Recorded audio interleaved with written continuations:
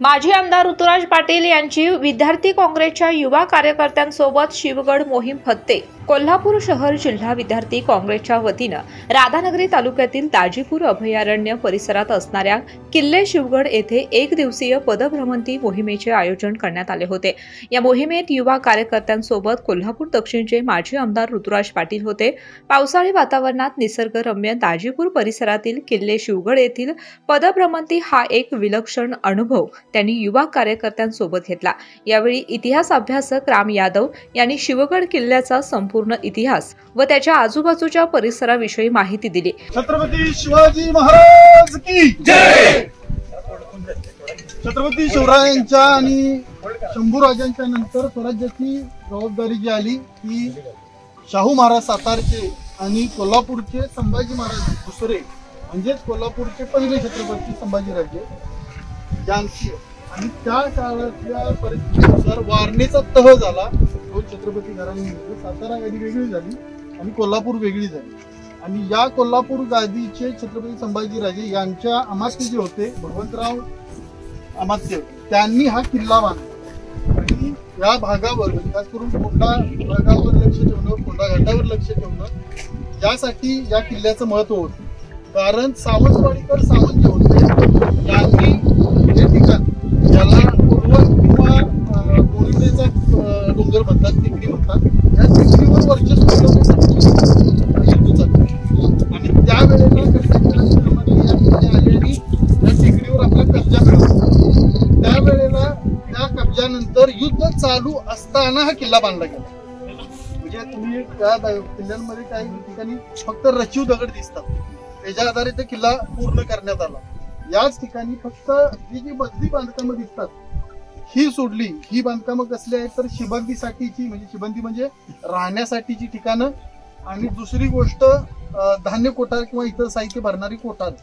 या व्यतिरिक्त या किल्ल्यावर बऱ्यापैकी बांधकामं नाही।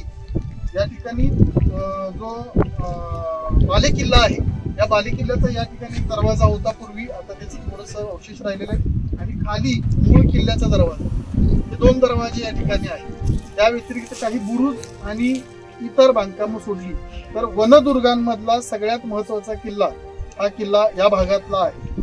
तर या पद्धतीनं हा किल्ल्याचा इतिहास आहे। याच्या व्यतिरिक्त सावंतवाडीकर सावंत आणि कोल्हापूरकर यांच्या युद्धाच्या वेळच्या काही घटनांमध्ये काही लोक मारले गेले, जसं काटे आहेत, त्यानंतर राणे आहेत, अशी काही लोकांची नावं आहेत की काही काळाच्या युद्धाच्या नंतर युद्धांमध्ये मारली गेली किंवा शहीद झाली आणि त्याच्यानंतर आंग्रेंनी एका वेळेला किल्ला हा जिंकला होता। कान्होजी आंग्रे जे समुद्रावरची ज्यांची सत्ता होती, समुद्रावरचा शिवाजी ज्यांना म्हणायचं, ते आंग्रे त्यांनी हा किल्ला एक काळ जिंकला होता, परत करवीरकरांनी जिंकला, हा इतिहास आहे।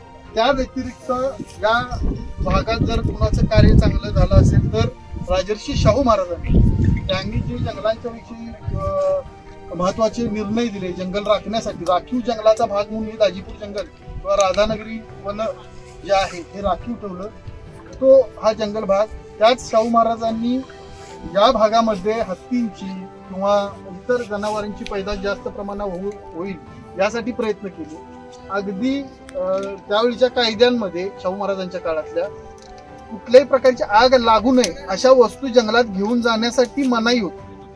त्याचबरोबर जंगलामधल्या काही वस्ती उठवून जंगल चांगल्या पद्धतीने राहावं यासाठी वस्ती उठवून ती बाहेर काढली गेली आणि त्या वस्ती उठवलेल्या व्यक्तींना ज्या त्यावेळी पैसे देऊन किंवा त्यांना घराची जागा देऊन घरं बांधून त्यांना दिली गेली।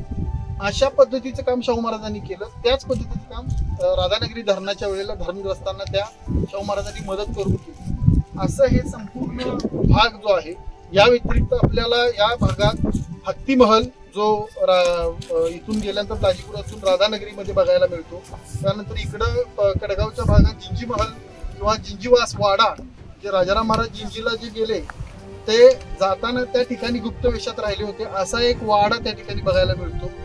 राधानगरी धरणाच्या मध्ये जे असणार बेनजर विला म्हणजे थोडक्यात दृष्टीला अप्रतिम असं दिसणार असं ते नाव आहे, पण त्याचं बेनझीर विला करून सगळ्यांनी आपल्यासारख्या लोकांनी त्याची वाट लावलेली आहे। तर असा बेनजर विला पाण्यात जो आहे, पाण्यातल्या टापूवर आहे आणि त्याच्यावर जाण्यासाठी एक 2 वेळा चान्स मिळाला. 2019 1972 साली आणि 2022 साली पण तिथं जाता आलं चालत, पण बऱ्यापैकी चारी बाजूने पाणी असल्यामुळे जाता येत नाही.